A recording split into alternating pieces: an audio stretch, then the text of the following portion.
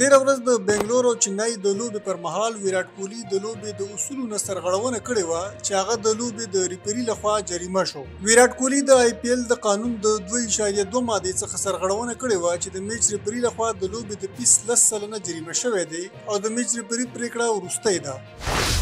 د افغانستان کرکټ ملي لوبډلې پخوانی چټک توپ اچوونکی دولت ځدراڼ د پاکستان د مارخور په نوم د رمضان جام سیالیو کې لوبېدلی دی او هلته یې د سیالیو د غوره بالر جایزه هم ترلاسه کړې ده. دولت ځدراڼ د دغه سیالیو ځینې عکسونه او ویډیوګانې په خپله فیسبوک پاڼه کې خپاره کړي دي. هغه ته د ټورنمنټ د غوره توپ اچوونکي په ټاکل کېدو باندې 50,000 کلدارې هم ورکړل شوي دي. د دولت ځدراڼ دغه پوسټ ته که یو خوا ډېرو کسانو مبارکۍ هم ورکړي دي، خو بل خوا بیا ډېر کسانو پرې سختې نیوکې کړي دي او هغه ته یې لیکلي دي چې آیا دا د رمضان جام سیالۍ په افغانستان کې نه کېدی چې هغه په پاکستان کې په دغه سیالیو کې لوبېده.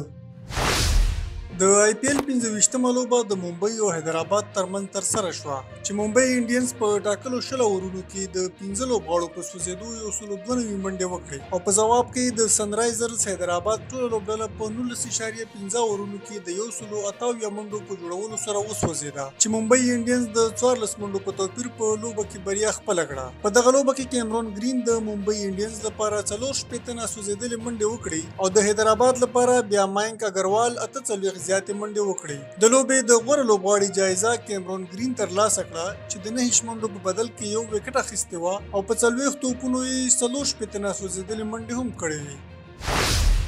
د افغانستان کرکټ بورډ پخوانی عمومي رئیس عزیز الله فضلي وایي چې د سعودي عربستان د نوي پیلېدونکي لیګ په اړه ورسره اړیکې نیول شوي دي او د هغه په مشرۍ به د کرکټ 10 تخنیکي افغانان د دغه لیګ د پیلولو لپاره هلته ورځي. هغه په خپل فیسبوک کې لیکلي دي چې لا اختر وروسته به سعودي عربستان ته ځي او هلته به د اړونده مسؤلینو سره د لیګ د پیلولو په اړه خبرې کوي. هغه همداراز لیکلي دي چې هڅه به یې دا وي چې افغان لوبغاړي هم په دغه لیګ کې ولوبېږي.